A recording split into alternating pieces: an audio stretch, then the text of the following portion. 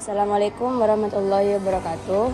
Kami dari kelompok 3 pendidikan IPS kelas rendah ingin mempresentasikan hasil dari kelompok kami.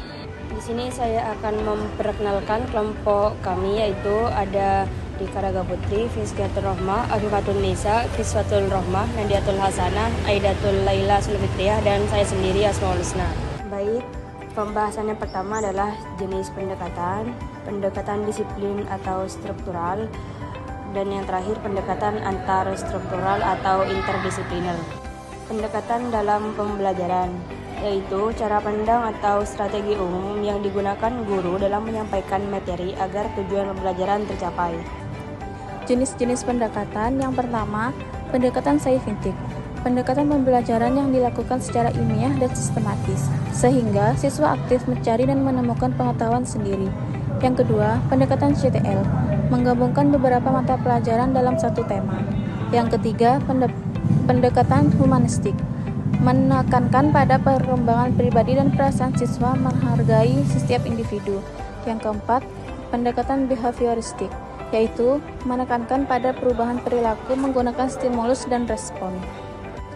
Baik, sekarang kelanjutan dari jenis-jenis pendekatan. Yang nomor 5 adalah pendekatan discovery learning, yaitu siswa menemukan konsep sendiri melalui percobaan atau pengamatan.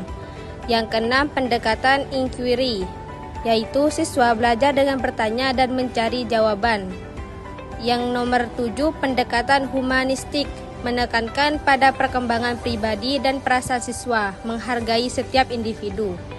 Dan yang terakhir, pendekatan behavioristik, menekankan pada perubahan perilaku menggunakan stimulus dan respon.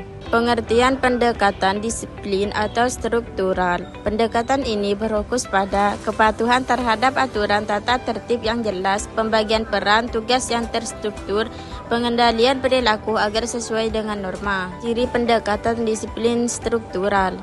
Yang pertama, guru berperan sebagai pengarah utama. Yang kedua, kegiatan tersusun rapi dan sistematis. Yang ketiga, menekankan kedisiplinan waktu dan perilaku. Contoh dalam pembelajaran SD. Yang pertama, siswa harus masuk kelas tepat waktu. Yang kedua, mengangkat tangan sebelum berbicara. Kemudian mengikuti langkah-langkah pembelajaran sesuai urutan. Dan yang terakhir, guru memberikan jadwal dan aturan yang harus dipatuhi.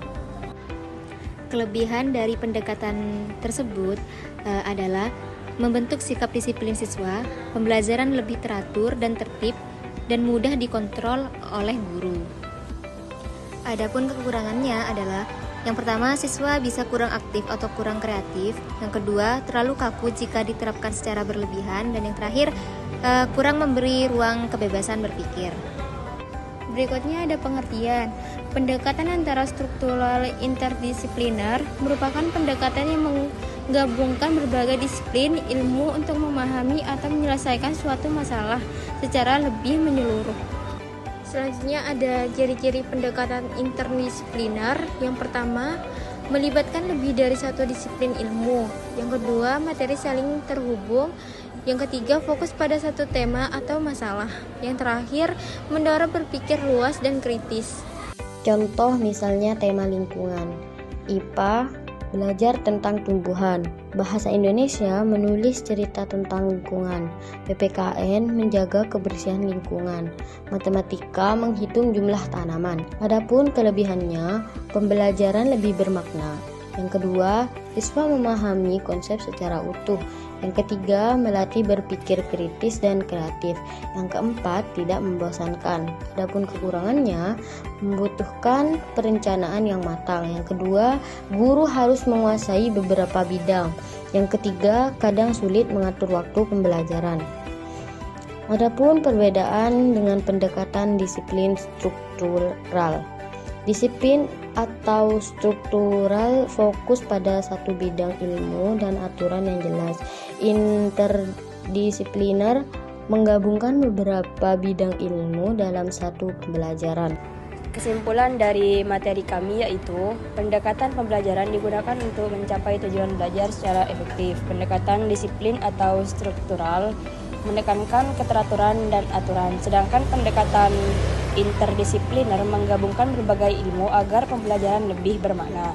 Keduanya perlu dikombinasikan agar pembelajaran menjadi tertib, efektif, dan tetap menarik. Itu saja yang dapat kami sampaikan, kurang lebihnya terima kasih. Wassalamualaikum warahmatullahi wabarakatuh.